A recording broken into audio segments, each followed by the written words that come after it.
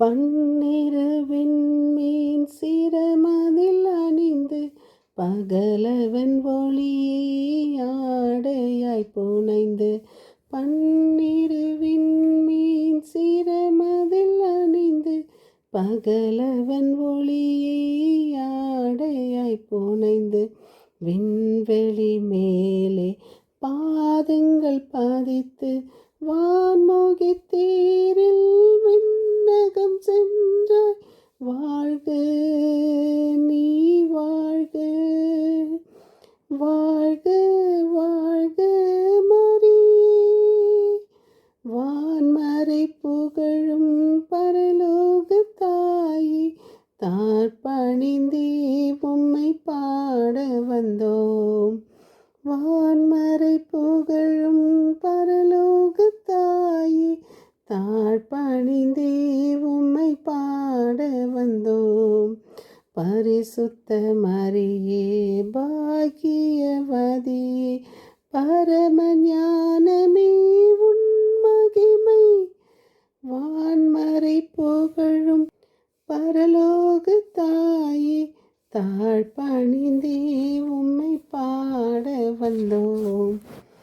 என் இனிய உறவுகளே, நாம் இன்று 6:10-24 இருக்கின்றோம். நாம் தொடர்ந்து வாசித்து கொண்டிருக்கிற சங்கீதம் 46, 8, 9, 10, 11. நாம் இன்று நீதிமொழிகள் 23, 16, 17, 18. இன்றைய முதல் வாசகம் தொடக்க நூலிலிருந்து. இருவரும் ஒரே உடலாய் இருப்பர். இரண்டாம் வாசகம் எபிரேயர் 2, 9, 11. தூய்மையாக்குகிறவர் தூய்மையாக்கப்படுவோர் அனைவருக்கும் உயிர் முதல் ஒன்றே. இதனால் இயேசு சகோதர சகோதரிகளின் அழைக்க வெட்கப்படவில்லை. இன்றைய தூய நற்செய்தி 10:2. கடவுள் இணைத்ததை மனிதன் பிரிக்காதிருக்கட்டும். இனி அவர்கள் ஒரே உடலாய் தன் தாய் தந்தையை விட்டு கணவன் தன் மனைவியுடன் ஒன்றித்திருப்பான். சிறு பிள்ளைகளை என்னிடம் வரவிடுங்கள், ஏனெனில் இறையாட்சி இத்தகையோருக்கே. இறைவன் நவீன நாகரிக உலகில் எவ்வளவு விரைவாக திருமணங்கள் முடிகின்றனரோ அதே வேகத்தில் விவாகரத்தையும் செய்து விடுகின்றனர்.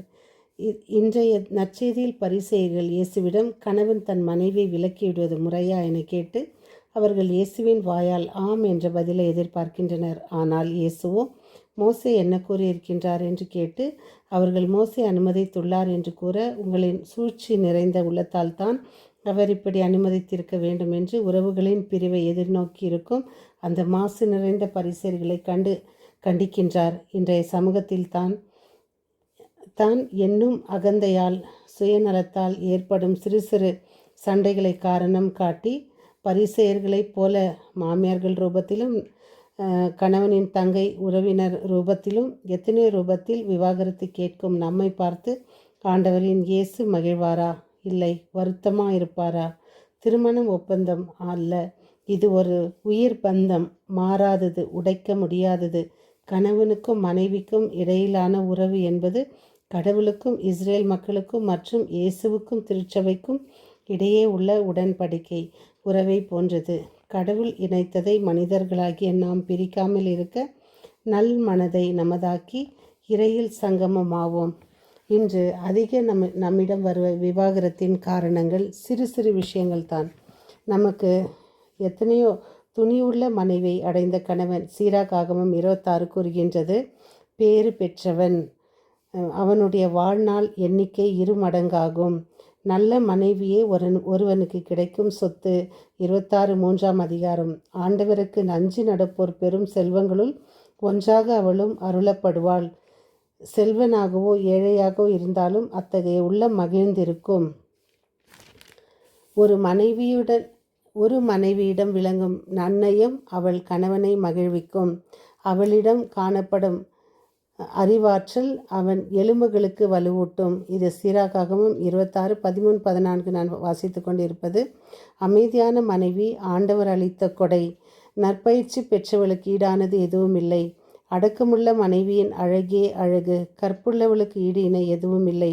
ஒழுங்கு அமைதி உடைய இல்லத்தில் விளங்கும். நல்ல மனைவியின் அழகு ஆண்டவர் உறையும் உயர்வானில் எழும் கதிரவனை போன்றது. என்ன அழகான வார்த்தைகள்! தக்க பருவத்தில் மிளிரும் அவளது அழகிய முகம் தூய விளக்குத் தண்டின் மேல் ஒளிரும் விளக்கு போன்றது. உறுதியான அடிகள் மேல் அமைந்த அவளுடைய அழகான கால்கள் வெள்ளித்தலத்தில் நிற்கும் பொன் தூய்மைகளைப் போன்றவை. இதோ இறை பற்றில்லாத மனைவி சட்டத்தை கடைப்பிடிக்காதவனுக்கு கொடுக்கப்படும் உடைமை. இறை பற்றுள்ள மனைவி ஆண்டவர் பால் அச்சம் கொள்வோனுக்கு கொடுக்கப்படும் கொடை. நாணமற்ற மனைவி தன் இகழ்ச்சியில் மகிழ்ச்சி அடைகின்றாள். நாணமுள்ள பெண் தன் கணவன் முன் கூட அடக்கமாயிருப்பாள்.